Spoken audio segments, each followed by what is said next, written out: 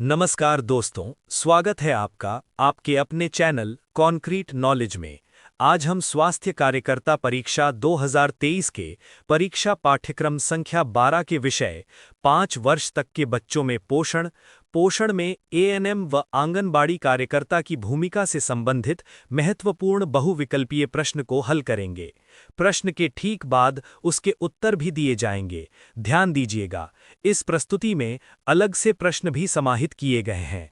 ऐसा इसलिए है कि इस विषय के संबंध में आपकी और अच्छी समझ बन जाए और परीक्षा में आप उसका उपयोग कर सकें।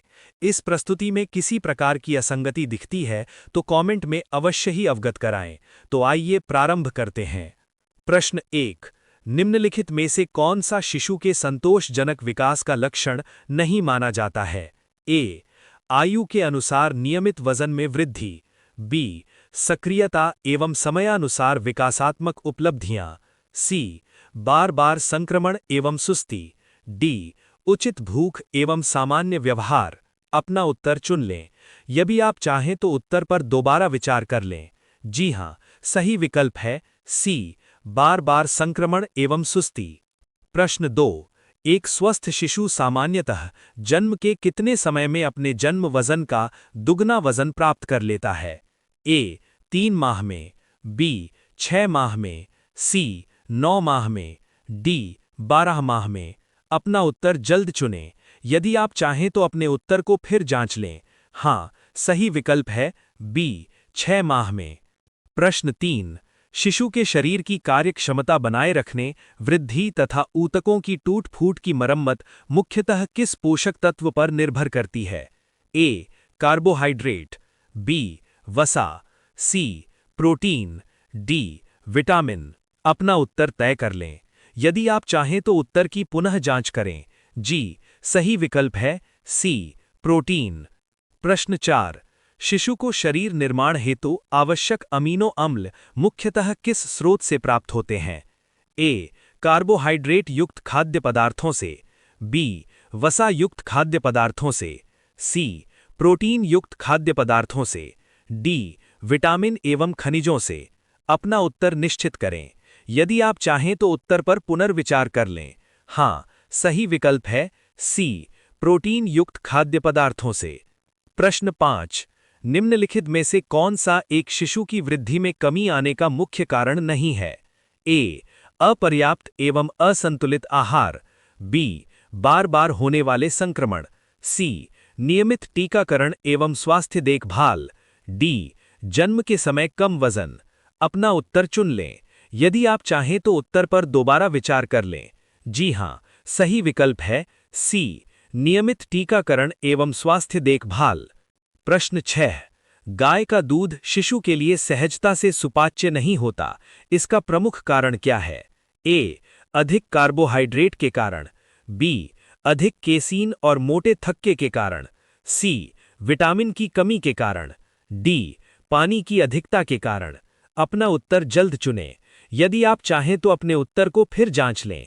हाँ, सही विकल्प है बी, अधिक केसीन और मोटे थक्के के कारण। प्रश्न 7। मां के दूध में शिशु की प्रोटीन की दैनिक आवश्यकता से कम होता है, इस कथन के संदर्भ में सामान्यतः सही विकल्प कौन सा है? ए, कथन सही है, प्रोटीन कम होता है। बी, कथन गलत है, आवश्यकता पूर्ण होती है। सी, कथन सही है, अतिरिक्त प्रोटीन दें। डी, कथन गलत है, प्रोटीन आवश्यक नहीं। अपना उत्तर तय कर लें। यदि आप चाहें तो उत्तर की पुनः जांच करें। जी, सही विकल्प है बी, कथन गलत है, आवश्यकता पूर्ण होती है। प्रश्न 8। दूध में उपस्थित लैक्टोज शर्करा का प्रमुख कार्य क्या है? ए, केवल स्वाद बढ़ाना। बी, ऊर्जा देना, कैल्शियम अवशोषण में मदद। सी, प्रोटीन के पाचन को रोकना। डी, वसा के जमाव को बढ़ाना। अपना उत्तर निश्चित करें। यदि आप चाहें तो उत्तर पर पुनर्विचार कर लें। हाँ, सही विकल्प है बी, ऊर्जा, कैल्शियम अवशोषण में मदद। प्रश्न 9। शिशु के आहार में वसा क्यों आवश्यक है? ए, केवल स्वाद बढ़ाने के लिए। बी, ऊर्जा, वसीय अम्ल, विटामिन अवशोषण हेतु। सी, प्रोटीन की आवश्यकता समाप्त करने हेतु। डी, केवल शरीर का तापमान बढ़ाने हेतु। अपना उत्तर चुन लें। यदि आप चाहें तो उत्तर पर दोबारा विचार कर लें। जी हां, सही विकल्प है बी, ऊर्जा, वसीय अम्ल, विटामिन अवशोषण हेतु। प्रश्न 10। मां के दूध में निम्नलिखित में से कौन सा वसीय अम्ल अत्यल्प मात्रा में उपस्थित रहता है? ए, ओलिक अम्ल, बी, लिनोलिक अम्ल, सी, ब्यूटीरिक अम्ल, डी, पाल्मिटिक अम्ल। अपना उत्तर जल्द चुनें।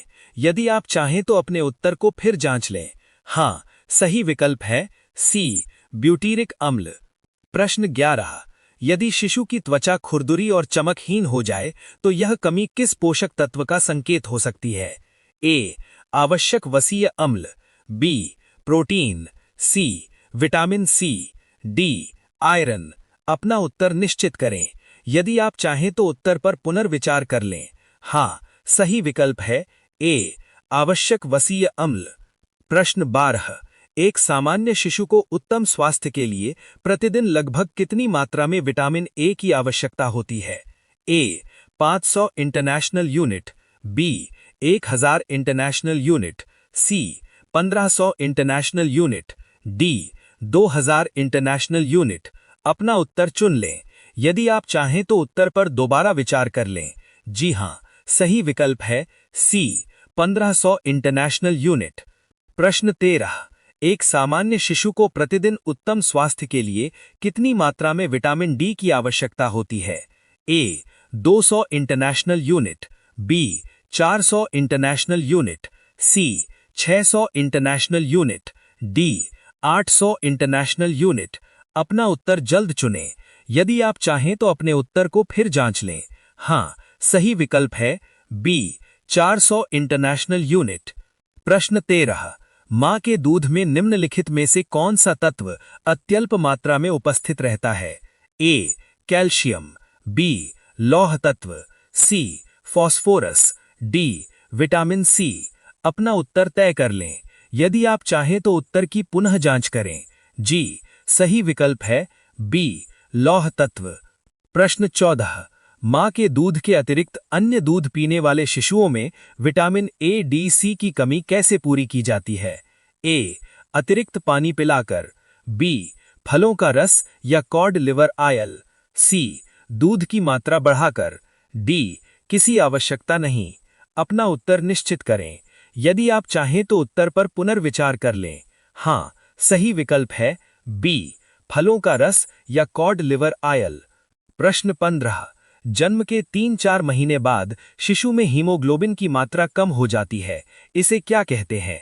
ए, physiological anaemia, B, pathological anaemia, C, sickle cell anaemia, D, लौह अभाव।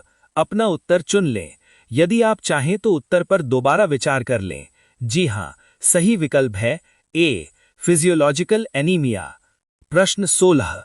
6 माह के बाद शिशु की लौह आवश्यकता पूरी करने का सबसे उपयुक्त तरीका क्या है?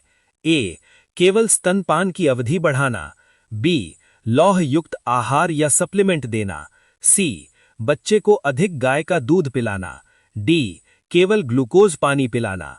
अपना उत्तर जल्द चुनें। यदि आप चाहें तो अपने उत्तर को फिर जांच लें। हां, सही विकल्प है बी, लौह युक्त आहार या सप्लीमेंट देना। प्रश्न 17। सामान्यतः जन्म के समय शिशु के रक्त में हीमोग्लोबिन की औसत मात्रा कितनी होती है? ए, 5 से 8 ग्राम प्रति डेसीलीटर, बी, 9 से 13 ग्राम प्रति डेसीलीटर, सी, 14 से 16 ग्राम प्रति डेसीलीटर, डी, 17 से 22 ग्राम प्रति डेसीलीटर। अपना उत्तर तय कर लें। यदि आप चाहें तो उत्तर पर पुनर्विचार कर लें। हां, सही विकल्प है डी, 17 से 22 ग्राम प्रति डेसीलीटर। प्रश्न 18। मां को किस बीमारी से ग्रसित होने पर भी शिशु को स्तनपान जारी रखना चाहिए? ए, इन्फ्लुएंजा, बी, डिमेंशिया, सी, सक्रिय टीबी, डी, गंभीर हेपेटाइटिस बी। अपना उत्तर निश्चित करें। यदि आप चाहें तो उत्तर पर पुनर्विचार कर लें। हां, सही विकल्प है ए, इन्फ्लुएंजा। प्रश्न 19। मां के दूध में कौन सा इम्यूनोग्लोब्युलिन उपस्थित रहता है जो शिशु की रोग प्रतिरोधक क्षमता बढ़ाता है? A, IgG, B, IgM, C, IgA, D, IgE। अपना उत्तर चुन लें। यदि आप चाहें तो उत्तर पर दोबारा विचार कर लें। जी हाँ, सही विकल्प है C, IgA। प्रश्न 20। मां के दूध में पाए जाने वाले विभिन्न तत्वों में से कौन सा तत्व शिशु के लिए जीवाणुओं से लड़ने में सहायक नहीं है? A, immunoglobulin, B, lactoferrin, C, lactose, D, जीवित जीवाणु। अपना उत्तर जल्द चुनें। यदि आप चाहें तो अपने उत्तर को फिर जांच लें। हाँ, सही विकल्प है C, लैक्टोज। प्रश्न 21। मां के दूध में पाए जाने वाला कौन सा तत्व आयरन अवशोषण में सहायता करता है और जीवाणुओं से लड़ने में सहायक होता है? A, immunoglobulin, B, lactoferrin, C, lactose, D, protein. 2 चाहें तो उत्तर की पुनः जांच करें। जी, सही विकल्प है B, लैक्टोफेरिन। प्रश्न 22। मां के दूध में पाया जाने वाला कौन सा तत्व शिशु की रोग प्रतिरोधक क्षमता बढ़ाता है? A, lactose, B, immunoglobulin, C, casein, D, saturated fat. अपना उत्तर निश्चित करें। यदि आप चाहें तो उत्तर पर पुनर्विचार कर लें। हाँ, सही विकल्प है B, इम्यूनोग्लोब्युलिन। प्रश्न 23। मां के दूध में प्रमुख रूप से कौन सा वसीय अम्ल पाया जाता है? A, संतृप्त वसीय अम्ल, B, असंतृप्त वसीय अम्ल, C, ट्रांस वसा, D, शॉर्ट चेन वसा। अपना उत्तर चुन लें। यदि आप चाहें तो उत्तर पर दोबारा विचार कर लें। जी हां, सही विकल्प है B, असंतृप्त वसीय अम्ल। प्रश्न 24। अन्य पशुओं के दूध की तुलना में मानव माता के दूध में प्रोटीन की मात्रा के संदर्भ में कौन सा कथन सही है? A, प्रोटीन की कुल मात्रा कम होती है और ये अधिक सुपाच्य होता है। B, प्रोटीन की मात्रा अधिक होती है ताकि शिशु का वजन तेजी से बढ़े।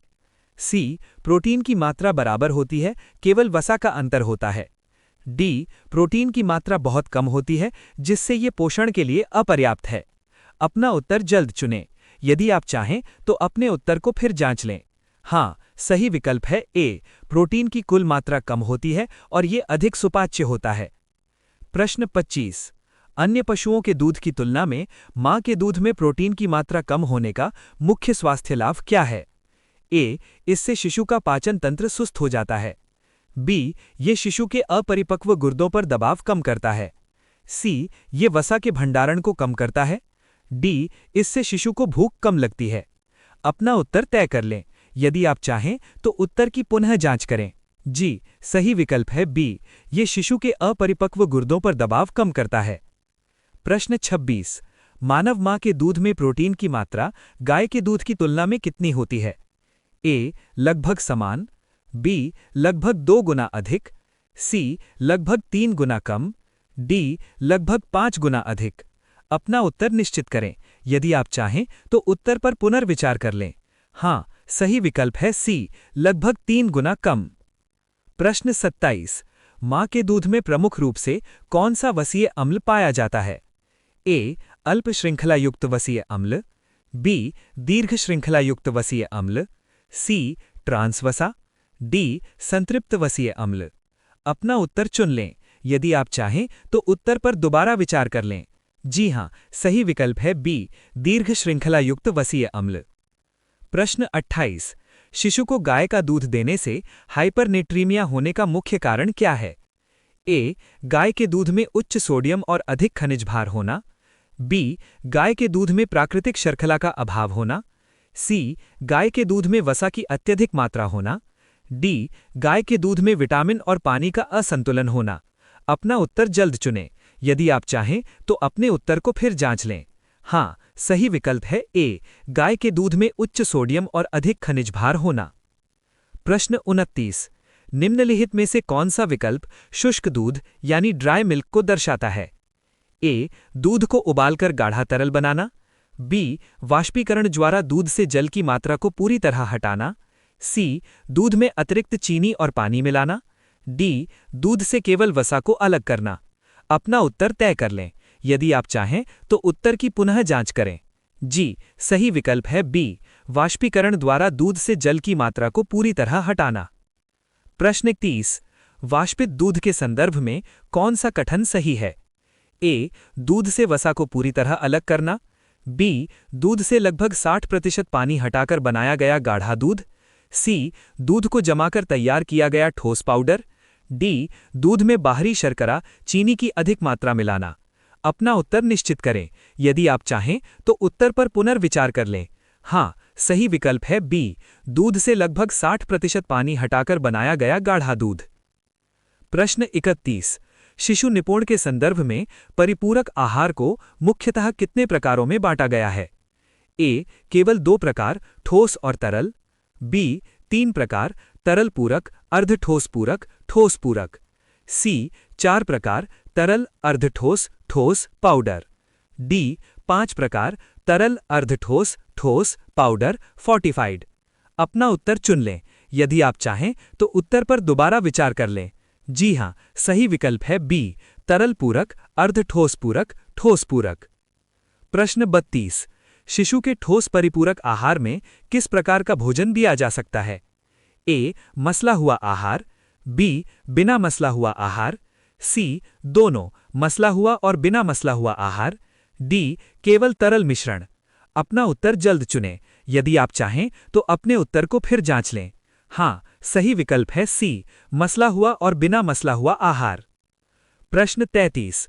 शिशु पोषण के संदर्भ में वीनिंग की प्रक्रिया का सबसे सटीक अर्थ क्या है? ए, शिशु को स्तनपान से पूरी तरह वंचित कर देना। बी, स्तनपान के साथ धीरे धीरे पूरक आहार की शुरुआत करना। सी, शिशु को केवल गाय के दूध पर निर्भर करना।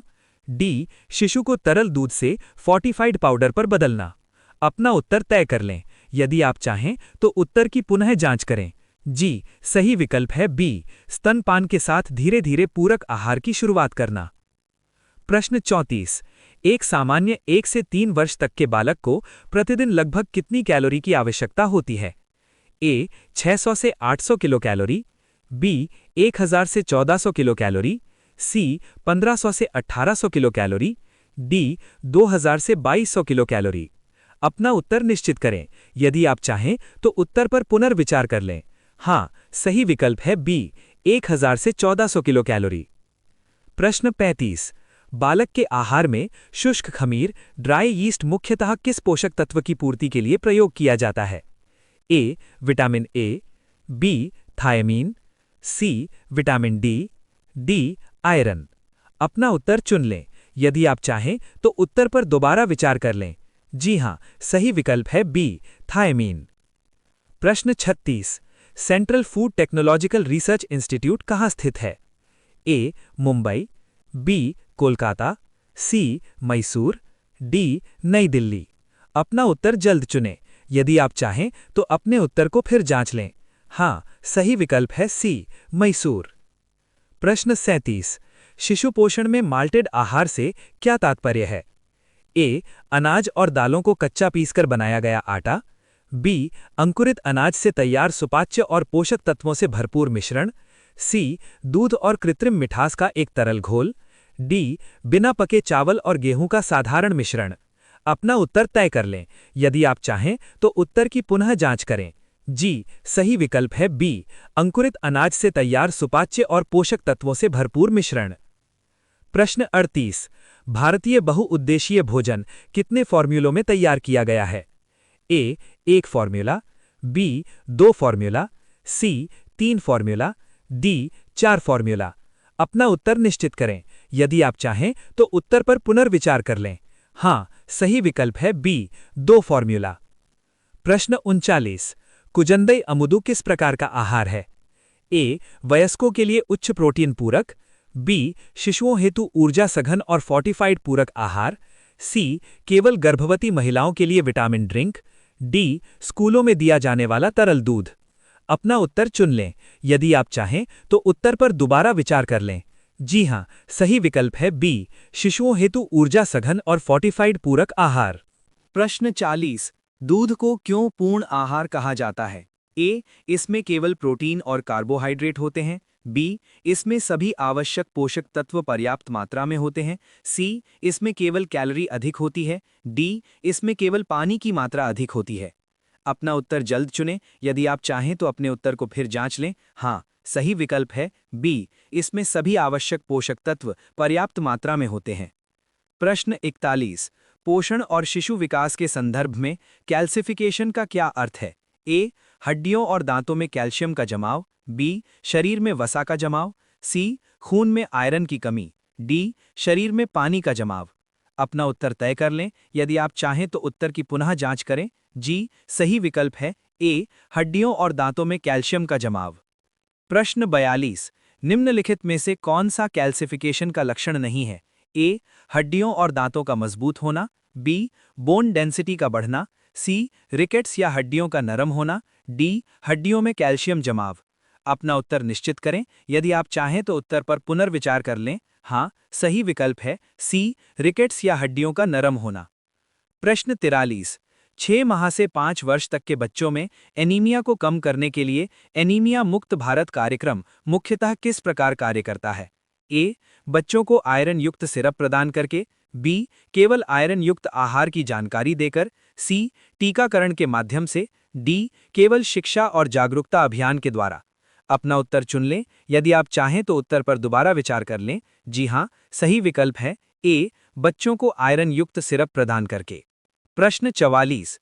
National family health survey 5 NFHS 5 के अनुसार भारत में 6 माह से 59 माह तक के बच्चों में एनीमिया का अनुमानित प्रतिशत क्या है?